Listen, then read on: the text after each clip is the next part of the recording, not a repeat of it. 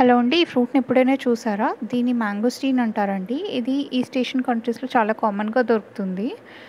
చూడ్డానికి చిన్న తాటికాయలా ఉంది గదా! మన దగ్గర కూడా ఇలాంటి ఫ్రూట్ ఒకటుందండి. కాకపోతే అది దీనంత స్వీట్ ఉండదు. ఇక్కడ మీరు చూస్తున్నారు కదా! బుడపకి పువ్వు లాంటి బొడుపుంది. బుడపకి 5 రేకులున్నాయి. బుడపలో పువ్వుకి ఎన్ని రేకులుంటే అన్ని తొనలు లోపల ఉంటాయన్నట్టు. సో, కొనేటప్పుడు ఈ బుడప చూసి కొనండి.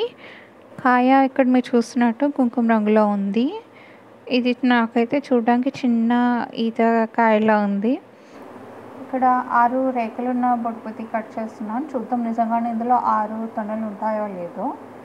ఇది కట్ చేస్తే కొంచెం మందమైన లేయర్ ఉంటుందండి చుట్టూ. మనకి ఆరెంజ్ చుట్టూ ఎలాగైతే తొక్కు ఉంటుందో దీనికి కూడా అలాగే తొక్కు ఉంటుంది. కాకపోతే చాలా దళసరిగా ఉంటుంది. ఆ తొక్కు కూడా చాలా బెనిఫిట్స్ ఉన్నదండి. ఇక్కడ చూస్తున్నారు కదా 6 రేకులు ఉన్నాయి బుడపకి. లోపల ఇక్కడ చూడండి ఈ తొనలు కూడా లోపల 3 to 6 తొనలు ఉన్నాయి. ఈ కాయలో సగం తొక్కే ఉంది, ఇంకేం మిగిలిందని అనుకుంటున్నారా? లేదండి, తొక్క కూడా చాలా హెల్త్ బెనిఫిట్స్ ఉన్నది. ఈ తొక్క ఎండబెట్టుకొని పౌడర్ చేసుకొని హెర్బల్ టీ కింద తాగొచ్చు. కొంచెం చేదుగా ఉంటుంది కానీ చాలా మంచి హెల్త్ బెనిఫిట్స్ ఉన్నది. యాంటీ ఏజింగ్ ఇంకా యాంటీ ట్యూమర్ ప్రాపర్టీస్ ఉన్నది. యాంటీ ఇన్ఫ్లమేషన్ ప్రాపర్టీస్ ఉన్నాయి.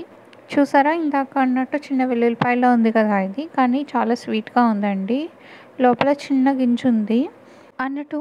మనకి ఇండియాలో కూడా ఇలాంటి ఫ్రూట్ ఒకటి ఉందని అన్నాను కదండి, దాని పేరు కోకం. అది చాలా పుల్లగా ఉంటుంది. మనకి కర్ణాటక, గోవా, మహారాష్ట్ర సైడ్ ఎక్కువ దొరుకుతుంది.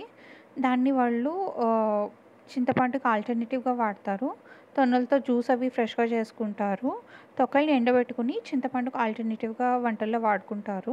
కోకం గింజ నుంచి కోకం బటర్ తయారు చేస్తారు. అది మన స్కిన్కి కానీ మన హెయిర్కి కానీ చాలా మంచి మాయిశ్చరైజర్. లిప్ బామ్స్లో ఎక్కువ ఇదే వాడతారు. నా వల్ల ఒక కొత్త ఫ్రూట్ తెలుసుకున్నారా? అయితే సబ్స్క్రైబ్ చేసుకోండి, లైక్ చేయండి. బాయ్.